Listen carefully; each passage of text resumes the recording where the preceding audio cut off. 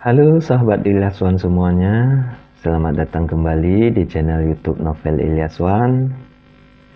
Kita akan melanjutkan membaca novel Keluargamu Bukan Keluargaku.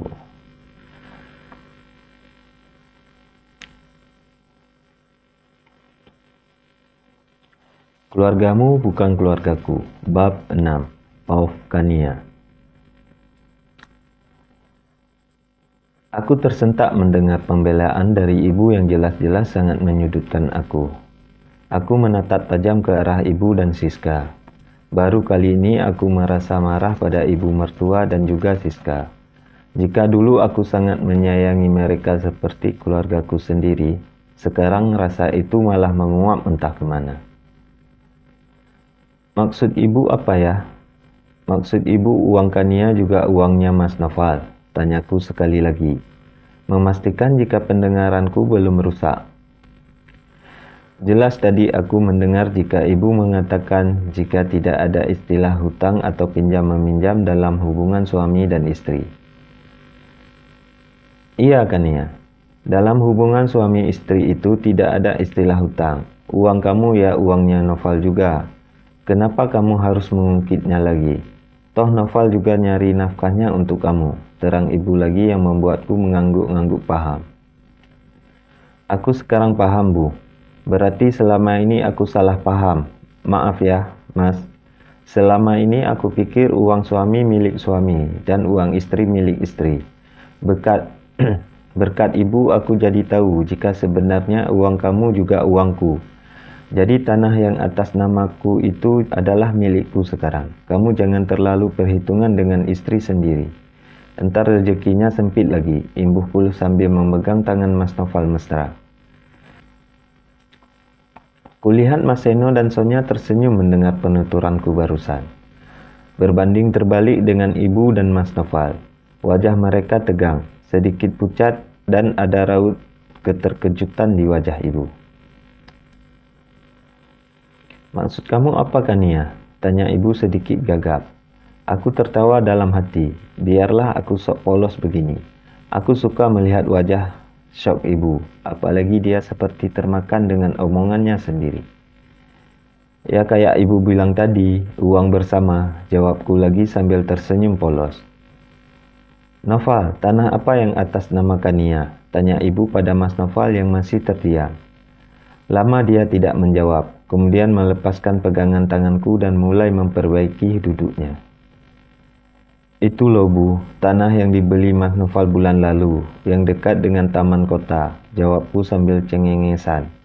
Mas Noval lama sih jawabnya, aku kan orangnya tidak sabaran. Jadi tanah itu atas nama kamu? Tanya ibu tegang. Aku tertawa jahat di dalam hati. Baru segitu saja sudah tegang.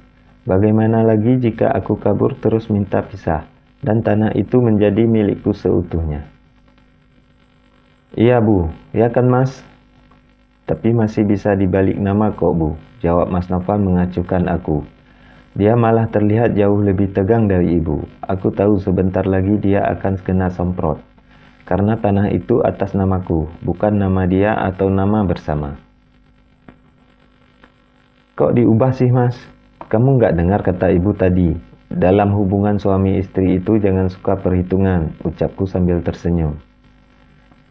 Diam kamu Kania. Maksud ibu itu nggak kayak gitu, bentak Mas Noval berang. Iya Kania, maksud ibu itu nggak kayak gitu. Nggak semua milik suami itu juga milik istri. Ada beberapa hal yang tidak bisa disamakan dengan uang. Jelas ibu tergagap. Rasakan, termakan omongan sendiri sih. Kania dilawan. Jika selama ini aku ikhlas memberikan semuanya pada kalian, tidak sekarang, aku akan bersikap tegas. Ibu jangan pimplan. Yang benar yang mana sih? Tanyaku sok polos. Gini Kania, Noval itu kan dulu pinjam uang kamu buat bikin usaha. Jadi kamu yang nggak boleh minta balik itu uang. Lagian usahanya kan untuk kalian juga, untuk masa depan kalian. Jelas ibu dengan nada sedikit kesal. Ya sebenarnya aku juga nggak masalah kalau uang itu nggak dikembalikan sama Mas Noval. Tapi dia udah keterlaluan. Masa mama mau pinjam uang buat berobat papa aja nggak dikasih? Jelasku agar ibu mengerti. Walaupun mustahil ibu akan membelaku, tapi setidaknya Mas Seno dan Sonya harus tahu kelakuan adik mereka. Noval, benar itu? Tanya Mas Seno sedikit terkejut. Iyalah mas, lagian orang tuanya Kania kan bukan tanggung jawabku. Dia punya anak laki-laki sendiri, Bang Ruli. Seharusnya mereka paham itu, jawab Mas Noval sambil bangkit dari duduknya. Dengar sendiri kan Bu, Mas Noval itu nggak pernah menganggap mama dan papaku itu orang tuanya dia. Tukasku lagi yang membuat Mas Noval semakin marah. Tapi yang dibilang sama Noval itu benar kan ya? Yang seharusnya bertanggung jawab atas mama dan papa kamu ya Ruli. Dia kan anak laki-laki. Kamu harus tahu anak laki-laki itu milik ibunya sampai dia mati. Tekan ibu membenarkan perkataan Mas Noval. Mas Seno dan Sonya hanya geleng-geleng kepala mendengar penuturan ibu. Ternyata penyakit perhitungan yang ada di dalam diri Mas Noval penyakit turunan dari ibu. Dengar itu Kania, kalau kamu mau memberikan uang buat orang tua kamu, ya harusnya uang kamu sendiri, sambung Mas Noval dengan seringai kemenangan. Ya berarti aku udah benar dong, uang yang aku kasih untuk mama dan papa kan uangku sendiri. Yang jadi masalahnya di mana? Kamu pinjam uangku, dan aku minta balik. Sanggahku mengulang lagi kata pinjam uang. Masalahnya sekarang, karena kamu minta balik itu uang, aku jadi nggak bisa ngasih uang penuh untuk resepsinya Siska. Kamu ngerti nggak sih? Bentak Mas Noval sambil menunjuk ke arahku.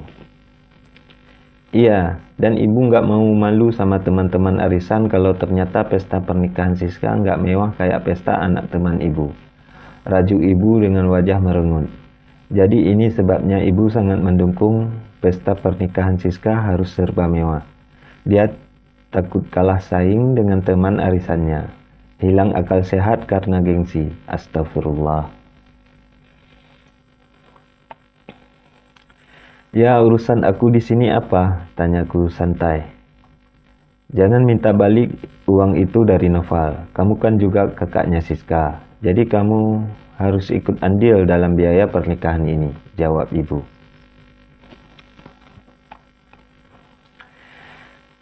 Gini ya Bu, kesehatan papa aku itu jauh lebih penting daripada menuruti keinginan kalian untuk pestanya Siska. Dan kalau kamu mas mau pesta resepsi Siska mewah, cari uang sendiri. Jangan minta uangku, tukasku yang membuat ibu terkejut. Berani kamu ya, bentak Mas Noval. Kenapa aku harus menganggap Siska dan ibumu keluarga, sedangkan kamu tidak menganggap mama dan papaku orang tua kamu sendiri?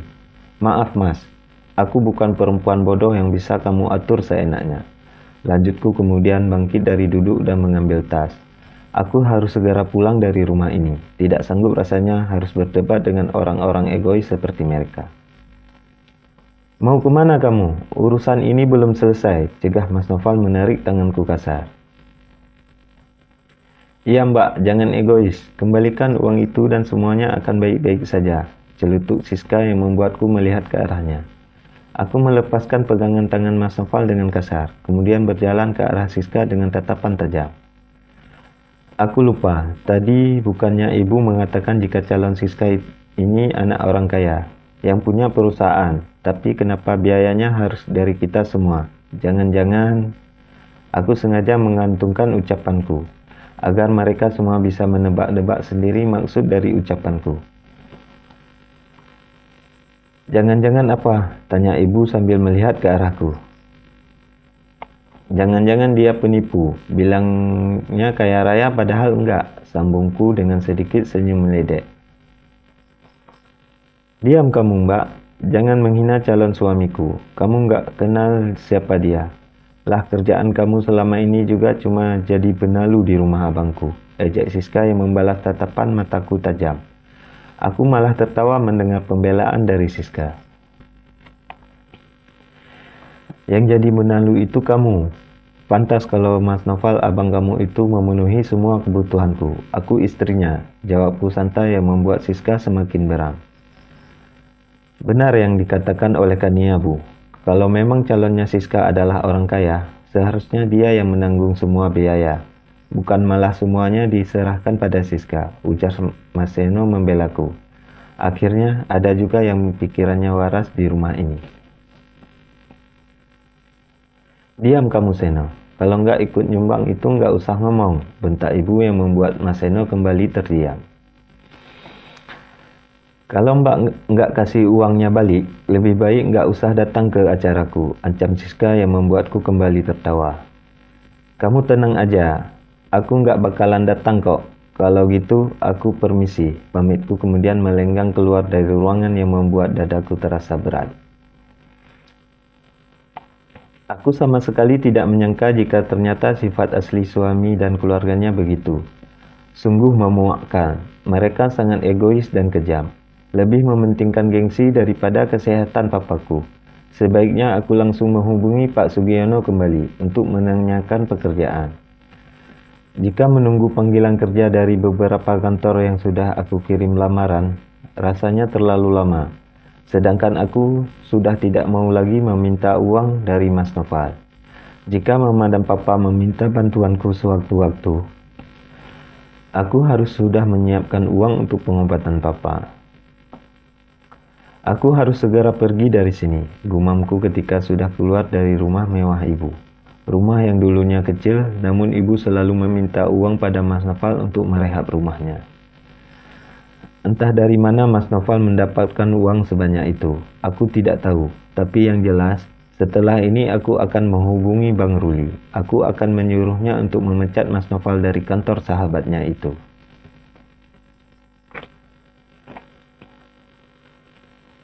Aku sudah muak dengan sikapnya yang arogan dan sangat menyebalkan.